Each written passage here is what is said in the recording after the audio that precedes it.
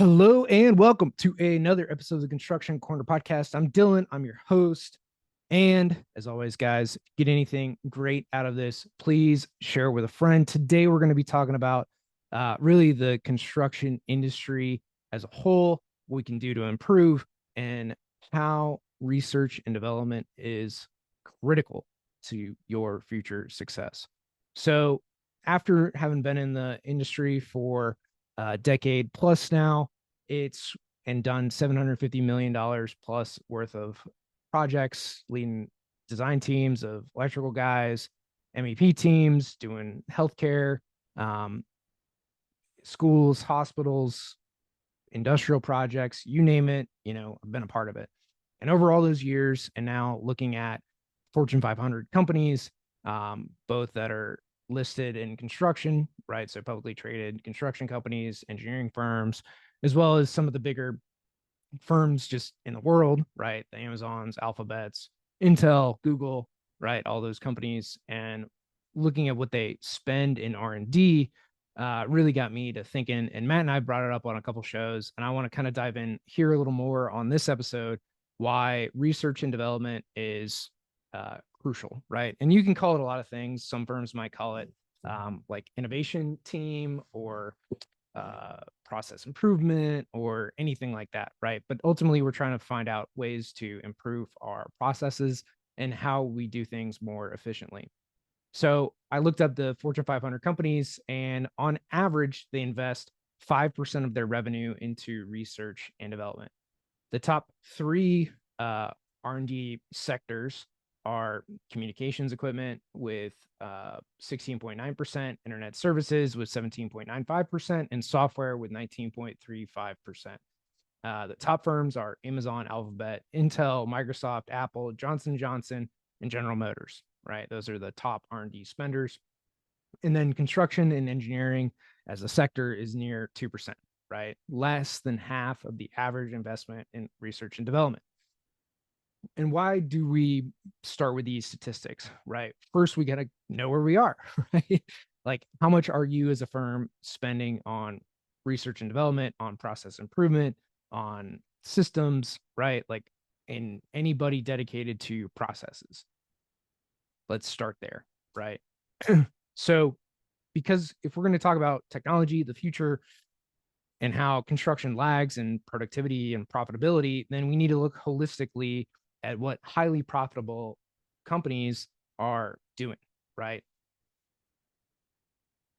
And then we can figure out how this all can be achievable for us in the construction field. So how do you manage to take 2% of revenue and put this toward R&D, right? We're just trying to go to the S&P standard, or the publicly traded company standard of research and development. So one way that this can be done is simply as having one person dedicated to process improvement. On the engineering side, and really the architecture engineering side of things, this is not a BIM manager, right? Your BIM manager is usually working on production, on getting projects out the door, on your Revit upgrades. They're like half IT guy, half just things break in Revit, and they're the go-to person.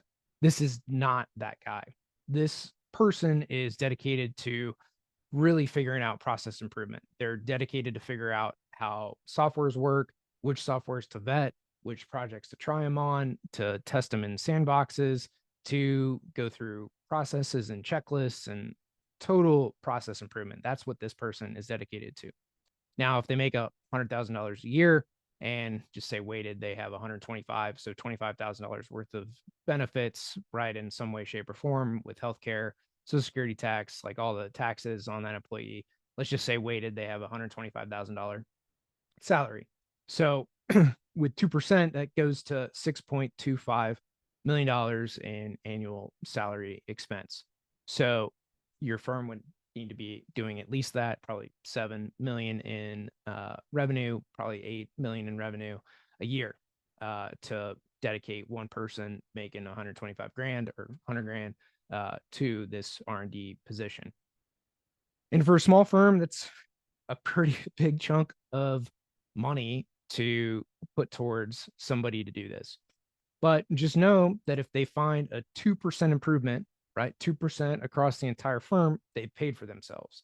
If they find 4% improvement, then they've basically been profitable. They now become a profit source for you. If they improve by 10%, where you don't have to now hire an extra person, they've more than covered their space, right? So that's the way to think about this on return on investment. And for firms with smaller revenue numbers, right? Say you're doing less than 5 million in revenue, this might look like a half a day on Friday for one or two of your guys to get together to allocate some time to process improvement, right? To figuring out processes. And they spend, 4 hours on a Friday trying to figure some of this stuff out. Those might not happen every week. Maybe they're every other week. But it's to try to put some investment toward process improvement, right? Whether that's building checklists, building training, building embedding softwares, right? All that type of stuff go into what an R&D kind of budget and allocation can look like. So when you have a person dedicated to it, as we've already mentioned, they're able to vet new softwares, review processes, put together training plans, and more importantly, work on that software to integrate it into your current and existing processes so that when it's rolled out, there's really all the big kinks, the bugs, the how this should work have been worked out so that when it gets rolled out across the firm, it's integrated pretty smoothly and effectively into your workflows, allowing adoption rate to increase and then you to actually see those productivity gains from implementing the software within your firm. So kind of a simple and common sense thing that doesn't often get implemented, or it's overlooked as a whole, right? Hey, there's this great thing. And then you go to try to implement it. There's like a few little kinks to work out, and you don't have a power user to really train the rest of the firm on. Well, that's what this person can be. And they can maybe train your BIM manager on it to then easily allow them to roll it out across the firm. So, as much as we want to talk about technology, process improvement, and innovation, we have to start with culture, right? The culture of trying new things, the culture of rolling out new products, using new tools, using new technology, and a culture of testing and innovation. And if you never do any of this, then you'll never be more profitable. You'll never be more productive. And so, if we want to change how we view all of this in construction, then we need to ultimately come to the point where we learn to try new things and ultimately having somebody to do that while, again, the average engineer is working on, maybe 3 to 7 projects. They don't have time to dedicate to new innovations. So you do need somebody that's dedicated to these new things so that they can test it, vet it, and then roll it out across the organization once it's ready to be implemented in the firm. So at the same time, right, because people are working on so many projects, they're only going to work so many hours in a given like time span, right? So people as a whole don't have a problem necessarily working overtime for a given amount of time, right? Say a few weeks, a month, maybe. But then after working 60 plus hours for a month or two on end, people could really get tired of that and they're going to burn out. They're not going to put up with it anymore. And they're going to look to go somewhere else. So especially with the salaries that we have in the A&E industry. Now, people will go years at firms like on Wall Street and whatnot when they're making 500 grand, $1 million a year. Like you'll put up with it a little more and a little longer because of how much money you're making. In the A&E industry, we don't have that luxury. People aren't going to kill themselves for 100 grand a year. So a culture of innovation really has to be there for this to take place. A culture of looking for every little way to improve. And whether it's templates, meeting minutes, checklists for projects, Revit content, there's hundreds of ways to improve your processes and productivity across the firm. You just have to be constantly looking for them and the type of firm to implement these things at every level of the firm, right? If a technician finds something that helps productivity, you implement it. If an engineer does, you implement it, right? Like it doesn't matter where it comes from, so long as the idea is good and vetted and then implemented within the processes. So there are firms that have taken this approach and you see them gaining massive market share, right? They are the DPRs, the AEComs, the Skanskas, the Turners of the world, where they are investing in new technologies and new processes and they have teams to vet and roll these things out. Now, by the very nature of the business that we're in, like trying out a new methodology, a new system, will take kind of 6 months to fully vet, right? You're going to try it on a project, go through a full project life cycle, see how it works, and then kind of implement it from there. And so this is where like that discernment process of which softwares, which solutions, which things to test and vet becomes really crucial in the whole decision-making process, because you're going to waste 6 months either way, right? Whether it's a good and actual investment or 6 months of like, we learned and better luck next time, right?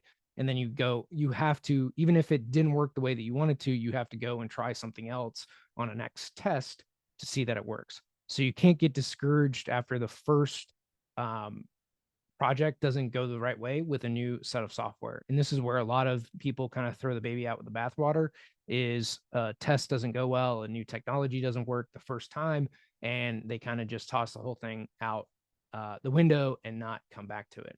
So the more projects that you have, and usually these are done on like smaller projects that, things can be recovered by hand or using the old way, if it doesn't go the way that you want to, right? So if you're able to apply a test every 6 months, that means you can make 2 improvements, potentially, big improvements a year.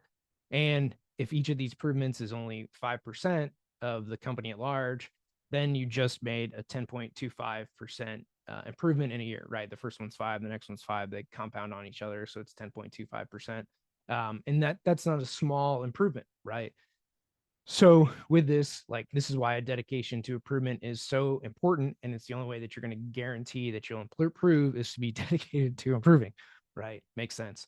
Because even if you invest in the tools that we create, like here at Cowabunga Studios, if you don't have the culture to reinforce their use, then you'll never succeed. And I've seen it. Like, name a tool out there, and there are those who dedicate themselves to using it, figuring out and how to leverage it, and those that flounder, right? Never putting any time into that tool. And this goes for like Revit, just a plain base piece of software. There are people that have really invested time in learning the tool, maximizing its use, and people that can barely function with it out of the box. So I really wish there was an easy button for this whole like software innovation mindset. But then again, if there were an easy button for this whole thing, everyone would be doing it. And because not everyone is doing it, it means that it's worth doing. So big mindset shift there, right? Because not everyone is doing it, it means it's worth doing, because you're going to get exponential gains basically out of it, because you can do more projects, you can take on more work, and more work means more accolades, more projects means more in your portfolio, more in your portfolio means you can go after more projects, and the whole cycle continues. So take some solace in the fact that by your very nature of listening to this podcast, of trying, of caring, of being here, of doing the right thing, of being the type that innovates, that you're going to be ahead of the curve. Just remember that you have to be diligent and keep at it, because if you don't, then who will? Until next time.